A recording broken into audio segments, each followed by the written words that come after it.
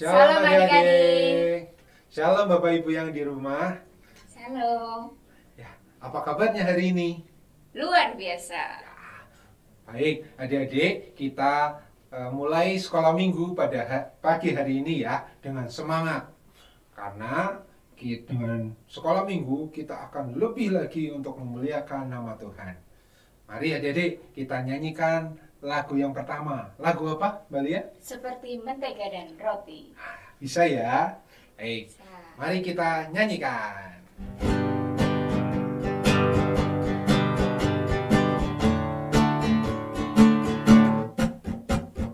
Kau temanku, temanku, kita selalu bersama. Seperti mentega dengan roti. Kau temanku, temanku, kita selalu bersama. Seperti celana dengan Akan selalu mendukungmu dan mendorong terus maju. Bila kau kau sedih akan mendoakanmu dalam Tuhan. Kau temanku, temanku, kita selalu bersama. Seperti mentega dengan roti. Seperti celana dengan seperti diriku dan kamu. Ya, adik-adik, kita sudah bernyanyi. Mari kita awali dalam doa. Mari kita berdoa. Tuhan Yesus yang baik, terima kasih pada pagi hari ini kami boleh berkumpul lagi di sekolah minggu GKJ Sidaja. Berkatilah Tuhan kami yang ada di rumah sehingga kami bisa bersama-sama untuk sekolah minggu pada pagi hari ini. Terima kasih Tuhan Yesus. Dalam nama Tuhan Yesus kami berdoa. Amin. Mari ya, kita akan masuk dalam firman Tuhan. Sebelum kita masuk, mari kita nyanyikan lagu. Lagunya apa nih Mbak Lia? Lagunya Yesus sayang padaku. Yesus sayang padaku. Bisa ya adik-adik? Ya. Mari kita nyanyikan Yesus sayang padaku.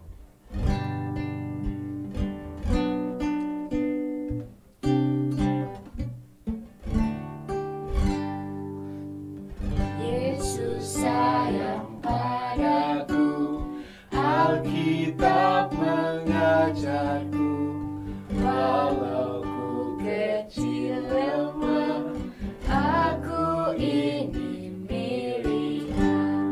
Yesus Tuhanku sayang padaku, itu firman-Nya di dalam Alkitab.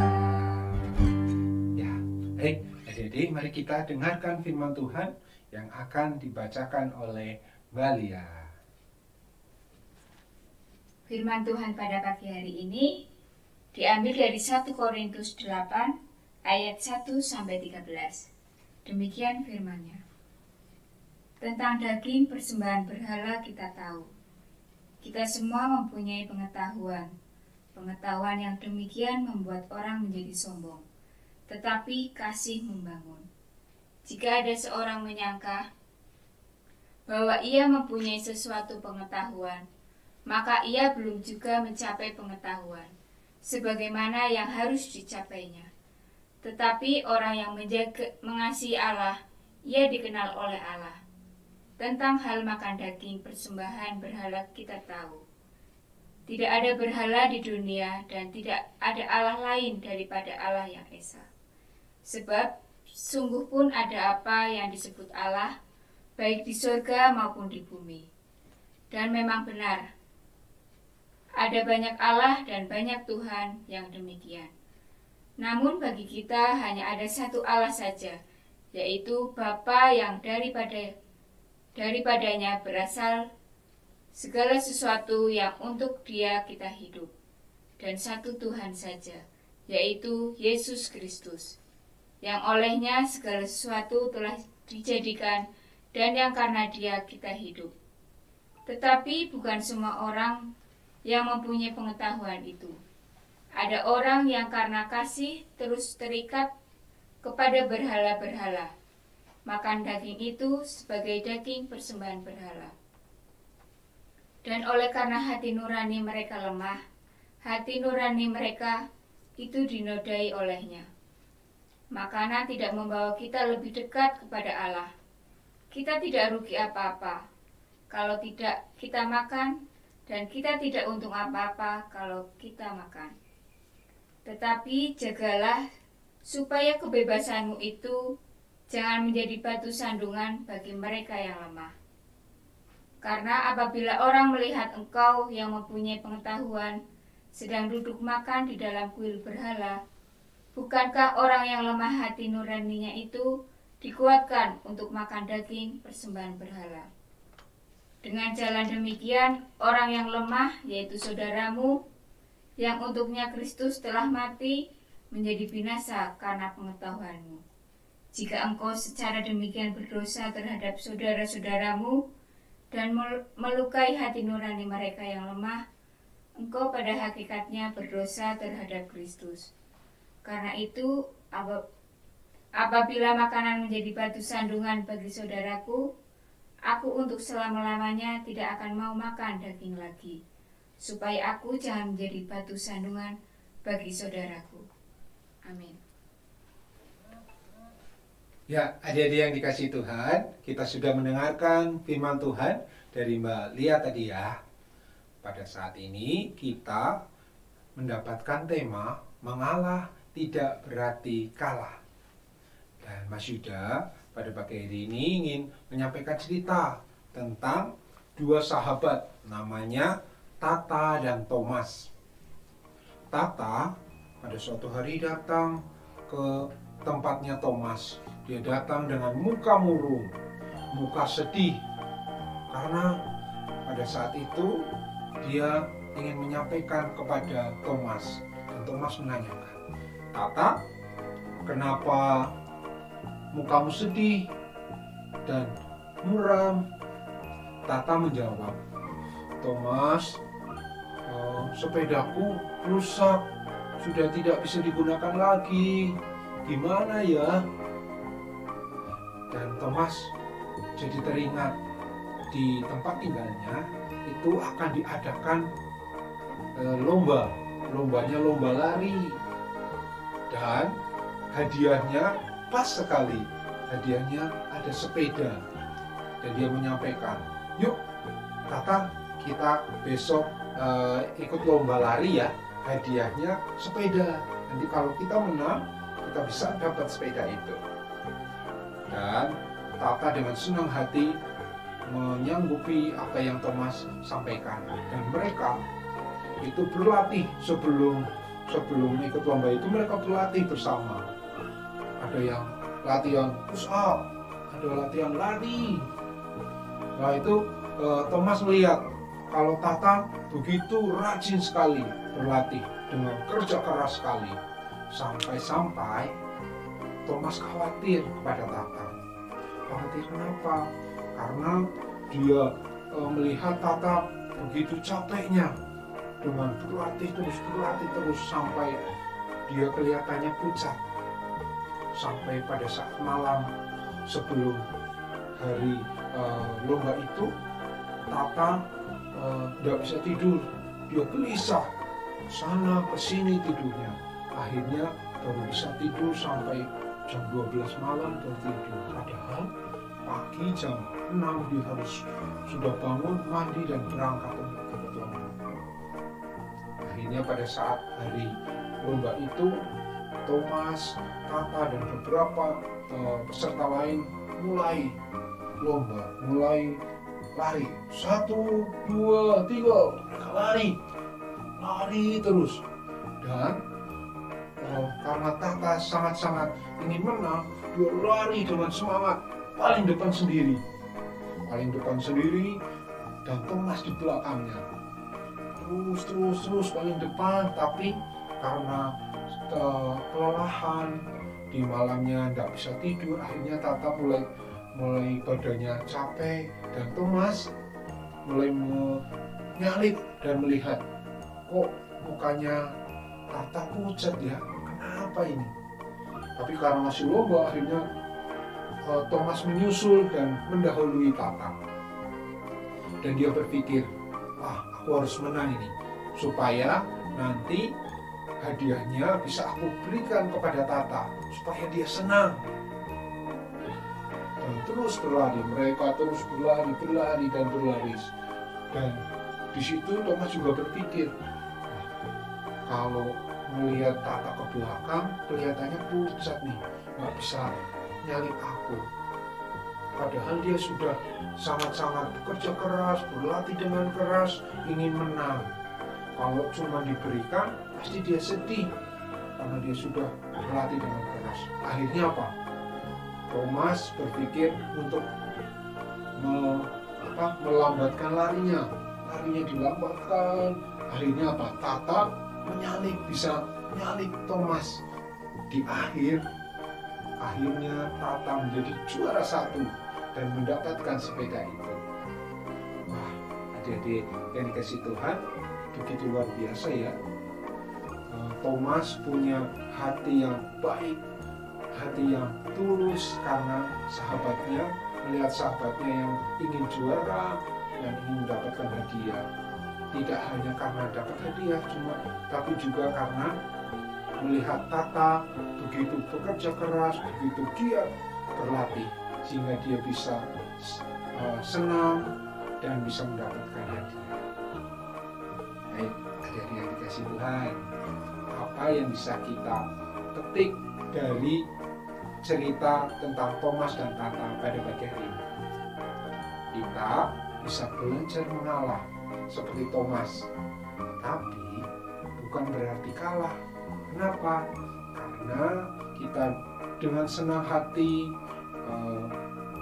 seperti Thomas yang senang sekali karena sahabatnya menjadi juara, dan dia mengalah untuk hatinya senang, hatinya tenang, sehingga sahabatnya bisa bergembira dan semangat lagi, tidak murah lagi.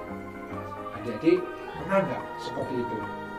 Adik-adik pernah mengalah supaya temannya bisa senang, adik-adik mengalah supaya orang tuanya juga bisa senang.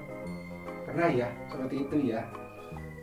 Kalau sudah seperti itu, adik-adik sangat luar biasa. Dan adik-adik bisa belajar tentang Paulus juga.